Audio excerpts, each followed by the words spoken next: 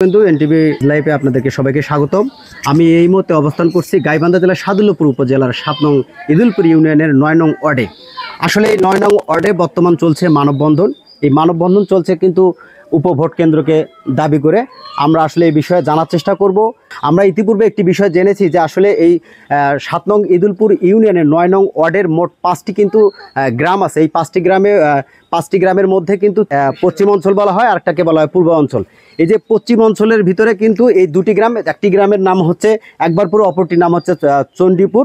এই দুটি গ্রামে কিন্তু প্রায় 1500-র অধিক ভোটার আছে। আমরা আসলে জানার চেষ্টা করবো যে আসলে কেন তারা ভোটাধিকার প্রয়োগ করার সময় সঠিকভাবে যাচ্ছে না এবং ভোট সেন্টারে কেন তারা ভোট প্রয়োগ করতে যায় না। আমাদের কাছে আরও তথ্য আছে যে আসলে যখন ইউনিয়ন পরিষদের ভোটের সময় আসে, এই ভোটের সময় করে কিন্তু আসলে যে পরিমাণ ভোট ব্যালট বাক্সে পড়ার কথা আসলে সেই পরিমাণ ভোট আসলে ব্যালট বাক্সে পড়ে না। কেন পড়ে না? আমরা যতদূর জানি যে এই গ্রামের মানুষেরা যাতায়াত যোগাযোগ ব্যবস্থা খারাপ থাকার কারণে তারা ভোটের সময় কিন্তু আসলে ভোট কেন্দ্রে উপস্থিত হতে পারে না। বিধায় কিন্তু তারা একটা মানববন্ধন করছে। তারা একটা সাব ভোট কেন্দ্র চায় যেখানে তারা তাদের ভোটাধিকার প্রয়োগ করতে পারবে। এই এলাকার যে 1500+ ভোটার আছে, এই ভোটাররা তারা সকলেই যেন ভোটে অংশগ্রহণ করতে পারে। এই বিষয়ে আসলে আপনি জানার চেষ্টা করবো কেন এই মানববন্ধন। আমরা একটু কথা বলার চেষ্টা করি। আপনি যদি বলতেন যে এই মানববন্ধন কি জন্য আপনারা? আমরা একটা উপকেন্দ্রের জন্য, আমরা ভোট সেন্টারের জন্য আবেদন করছি। তো আমাদের ভোটার সংখ্যা আমাদের 2 গ্রামে প্রায় 1500-র ঊর্ধ্বে। যেখানে লোক সংখ্যা আমাদের 3000-এর ঊর্ধ্বে আছে। যে স্কুলে ছেলেমেয়েরা এখানে যাতায়াতে অসুবিধা, রাস্তা নেই।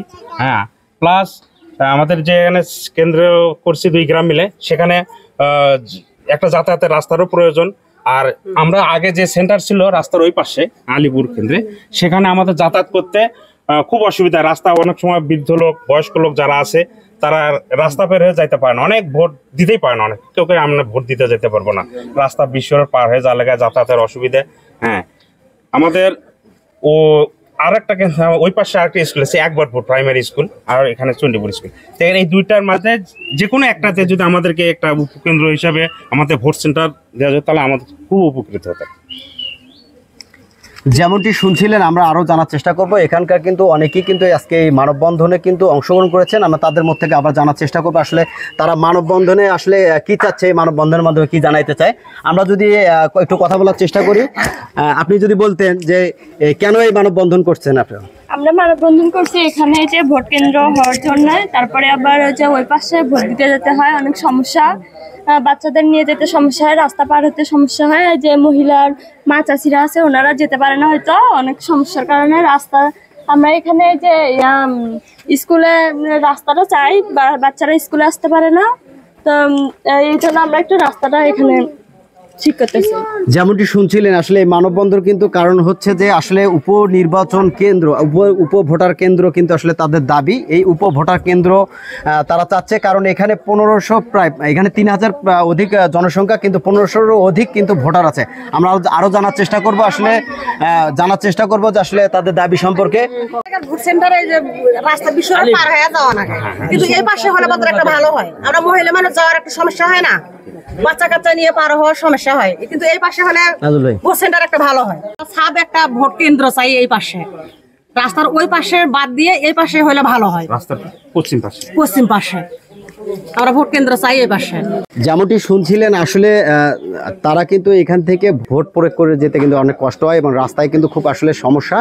আমরা নিজেরাও দেখেছি এবং এখানকার তথ্য মতো আমরা যেটা জানতে পেরেছি, এখানকার রাস্তাঘাট কিন্তু আসলেই খুবই সমস্যা। আমরা এই বিষয়ে আসলে জানার চেষ্টা করব।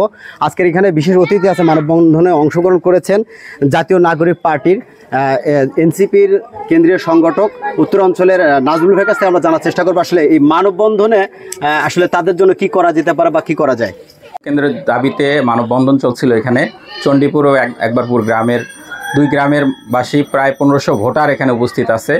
তো আমিও তাদের সাথে একত্রতা প্রকাশ করছি এবং আমি অতি দ্রুত চাই যে এখানে একটা ভোট কেন্দ্রের বাস্তবায়ন হোক, তাহলে এই 1500 ভোটার তাদের স্বতন্ত্রভাবে তাদের ভোট প্রয়োগ করতে পারবে। এবং আমরা যে দাবিতে আন্দোলন সংগ্রাম করেছি সেই দাবিরও মূল ছিল যেন বৈষম্যহীন বাংলাদেশ গঠিত হয়, কোনো বৈষম্য না থাকে। এই গ্রামের মানুষজন বা এই 2 গ্রামের মানুষজন 3 কিলোমিটার দূরে যে ভোট দিতে পারে না সেটা যেন না হয়, যেন ভোট প্রয়োগ একটু আনন্দমুখরভাবে দিতে পারে, সেটাই আমাদের মুখ্য দাবি। এবং সেটার মাঠ যেন সুন্দরভাবে হয়। আমি এখানে এসে দেখলাম যে এখানকার মাঠও ভালো না, তারপর এখানকার রাস্তাও ভালো না। তো আমি অন্তর্বর্তীকালীন সরকার এবং গাইবান্ধার জেলা প্রশাসক থেকে শুরু করে রংপুর বিভাগীয় কমিশনার যারা আছেন বলতে চাই যে আপনি দ্রুত এই বিষয়ে ব্যবস্থা নেবেন এবং ভোট কেন্দ্রটি যেন চণ্ডীপুরে হয়, তাহলে এই 2 গ্রামের মানুষজন স্বতঃস্ফূর্তভাবে ভোট দিতে পারবে এবং প্রত্যেকে ভোটে অংশগ্রহণ করতে পারবে। ভোট যে একটা মহোৎসব এবং সেটা তারা অত্যন্ত ভালোভাবে উপভোগ করবে। ধন্যবাদ সকলকে। দর্শক বন্ধু, শুনছিলেন আসলে আজকের এই মানববন্ধন থেকে গাইবান্ধা জেলার সাদুল্যপুর উপজেলার 7 নং ইদুলপুর ইউনিয়নের 9 নং ওয়ার্ডের যে 5টি গ্রাম, এই 5টি গ্রামের কিন্তু আসলে ভোট কেন্দ্র কিন্তু একটি ভোট কেন্দ্রে কিন্তু আসলে 5টি গ্রামের মানুষ ভোট দিতে যায়। কিন্তু আসলে বিশেষ করে এই 2টি গ্রামের যারা 2টি গ্রামের মানববন্ধন হচ্ছে, এই 2টি গ্রামের কিন্তু মানববন্ধন করার উদ্দেশ্য হচ্ছে যে তারা কিন্তু ভোট দেওয়ার জন্য কিন্তু অনেক 3 কিলোমিটার দূরে যেতে হয় এবং এখানকার রাস্তাঘাট আসলে খুবই সমস্যা, বিধায় তারা কিন্তু ভোট কেন্দ্রে যেতে পারে না। বিশেষ করে অসুস্থ লোক কেউ ইচ্ছা করেও যায় না। তাদের ভোটাধিকারে সঠিকভাবে প্রয়োগ করার জন্যই কিন্তু এই মানববন্ধনটা করেছে।